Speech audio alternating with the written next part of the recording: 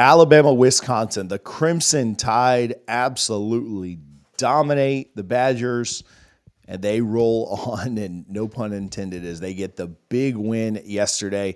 Alabama goes on the road. We talked with Drew last week about how good Coach Saban was at neutral site and road games, how good of a job, I mean, not that he wasn't great at home, obviously, but how good of a job he did getting his team up for those games. And we wanted to see Kalen DeBoer continue that. We wanted to see Kalen DeBoer really continue to push that forward, and certainly he did, and he showed something yesterday. Wisconsin, I don't know how many Wisconsin folks are tuned in, but kind of in it early field goal, had the ball at one point. Prayers up to Tyler Van Dyke. That's brutal. You try to go up there and kind of revitalize your career after things didn't work out so well at Miami. And that stinks, right? No, we don't like to see that for anybody. And it's unfortunate. Tyler Van Dyke did some really cool things in his career. His freshman year was really special. Sophomore year, a little bit of a slump, but still really good. And then it kind of fell off from there. But you hate to see that, right? You hate to see somebody's career in like that. So, in the comments, maybe shout out to Tyler Van Dyke. Prayers up there for sure. Braden Locke, their backup though, wasn't bad at all. I mean, he wasn't out there gunslinging it like Milroe or anything like that. But Braden Locke really wasn't bad. I thought he went out and performed. That's a tough spot to be thrown into, right? Like, one of the best teams of all time coming in, and one of the best programs of all time, and a really good team, a top 5 team coming into your house and ready to just kind of tee off on you when you didn't take the bulk of the number 1 reps anyway. But I thought he was good. I thought for who he was, I thought he was good. At the end of the day, Bama was just way too much here. We talked with Drew about this before the game, and not to pat myself on the back or pat him on the back or anything like that. But I mean, we kind of told you this was coming. I thought Bama was kind of my lock of the week for covering the spread. I just didn't really know how Wisconsin was going to be able to keep up at all. Bama was just way too physically imposing. I thought they blocked better this week. I think USF, I don't know that USF is a better team than Wisconsin, but they're certainly more athletic, and that kind of mobile quarterback, that running quarterback, although Locke was, somewhat was mobile, but that running quarterback, for USF was kind of an Achilles heel. And then defensively, I thought USF played a little bit better too, and Bama didn't block especially well. We talked about that with Drew against USF, but it's certainly the bounce back game that you like to see. You get a couple of guys back on the offensive line. That helps Bama a ton. I thought Bama tackled better in this game, although Wisconsin at times was moving the ball. But never anything sustained enough to really give themselves a chance in this game. Bama too physically dominating up front. Obviously Bama's skill positions are way too much for Wisconsin. I didn't really expect that to be close. You kind of, for Wisconsin to have even really had a competitive chance in this game, you were probably going to need them to absolutely go off in ways that, most of us would never even think that Wisconsin could. I really expected this, and I think most Bama fans did too. Like, this was kind of a sigh of relief. I mean, let me know in the comments what your thoughts are, but this was probably a little bit of a sigh of relief. Like, hey, this is what we're supposed to be doing when we play teams that are unranked, and whether it's on the road or at home or whatever. Like, this is what Bama does with all the talent, with the disparity in stars or anything else, whatever you want to talk about. Like, this is what Bama's supposed to do when they play Wisconsin, right? And so that's what they did. They went out and got it done. Bama way too much. I thought Milroe was on. I thought he was much better this week than he was last week. Beautiful couple of dimes, down the field.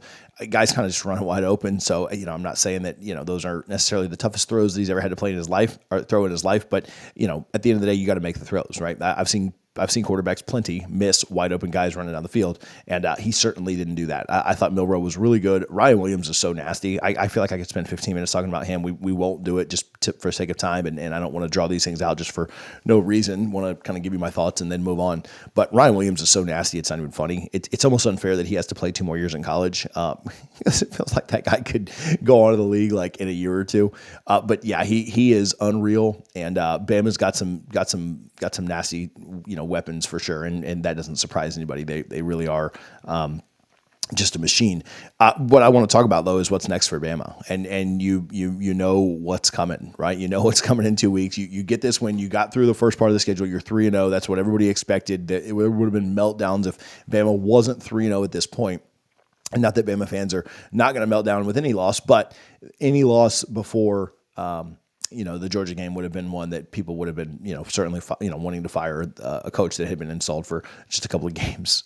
Not that that's deserved, right? The USF game, they've certainly bounced back from that. But what's next for Bama? I mean, certainly that Georgia game is massive, right? And both teams at times look like they've struggled. Georgia didn't look amazing yesterday against Kentucky. They found a way to get it done, so credit to them. But and then a couple of weeks ago, Bama didn't look great against USF. Now, they turned it on late, and they did score, and they showed you, like, hey, here's what we can do in a 5-minute stretch. They look like the Golden State Warriors scoring about 200 points in 5 minutes. But for large parts of that game, they didn't play super well. And here's the thing. When Georgia and Bama play each other, I do expect both of them to play very well. But if for large stretches of that game, one team doesn't play well, the other one's going to score a bunch of points in a short amount of time. And that's just kind of how I think that goes.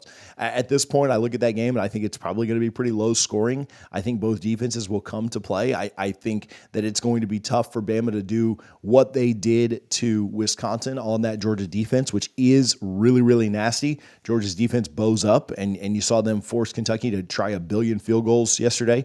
You look at what Georgia's defense did to Clemson. I know Clemson's offense is got some question marks when you look at Klubnik and other things, but man, I think that defense for Georgia is going to travel well to Tuscaloosa, and I think that it's going to be. I don't think Bama's just not going to score. They're certainly not going to shut them out or anything, but I think it is going to be tough at times for Bama to get off. I would like to see Bama continue to stretch the ball down the field. I think that sometimes in big games, I kind of wonder about the strategy, and it'll be different this year with DeBoer. We'll see what they look like offensively, but I'd like to see Bama stretch the field a little bit in some big games. I think sometimes they get conservative. They kind of run the ball with Milroe too much, which he's dynamic, and I'm not saying they shouldn't run the ball, but I'd like to test that Georgia secondary. I'd like to see just who I mentioned, Ryan Williams, kind of running deep and seeing what happens there, seeing what kind of matchups you can get one-on-one or wherever. Georgia, I think, will come in and play better against Bama than they did against Kentucky. That was a weird game for sure, but obviously Bama's a much better opponent than Kentucky. And so will Georgia be able to move the ball? Will they be able to score? They didn't score in the first half against Clemson. They didn't really score much last night at all, right? Scored 13, and 3 of that came off of a fumble that Kentucky gave them in prime field position. They couldn't even punch that one in the end zone. So, your offense put essentially 10 up against Kentucky. If not for that fumble, that ain't going to work against Bama. Like, you're going to have to do more than that against Bama. And so I am incredibly intrigued. I mean, this is a game of the year type situation. Earlier it was like, is this the game of the year, or is Oregon, Ohio State the game of the year? Oregon certainly looked better this weekend, but they certainly haven't been like as lethal as you certainly would have expected Oregon coming into the year. Now, maybe they found something playing in that rivalry game this weekend, and maybe they will be a lot better going on. But to me, Bama, Georgia feels like the game of the year, and it feels like the winner of that game has an inside track to go to the SEC championship. And certainly nothing will be settled in that game specifically, but that is both teams' biggest game, I think. I know Georgia plays Texas later, but man, if Bama can go pick that one up, if Milroe gets that win and they kind of add on to what they did back in Atlanta, back in the SEC championship, and they're able to get the win, that will be absolutely massive for Bama. It cannot be understated for what they would do for Kalen DeBoer. They're already recruiting like an absolute monster. What does it change there? I don't know that the singular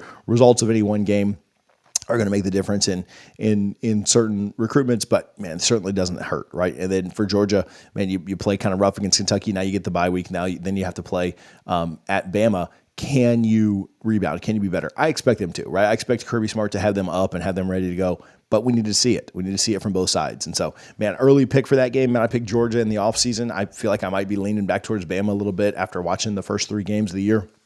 But man, that UGA defense is so nasty. And, they do, Vandergriff was able to run a little bit. So I do think Bama, I think Milroe is going to take off running a few times, even though I think they should stretch it a little bit, which I still think they should. But I do think that man, that game's going to be phenomenal. I'm probably leaning back toward Bama a little bit, but man, I might stick with the offseason pick of UGA. I don't know, man. Like the game's going to be phenomenal. I can't wait to be there. Can't wait to be up in Tuscaloosa. My first game in Tuscaloosa, so it should be a ton of fun. Let me know your thoughts down in the comments. What do you think about the win against Wisconsin? And then what are your thoughts on UGA coming to town in a couple of weeks? Bama fans, I know you're excited right now. Make sure you hit that subscribe button. Make sure you join us here at College Football Addiction.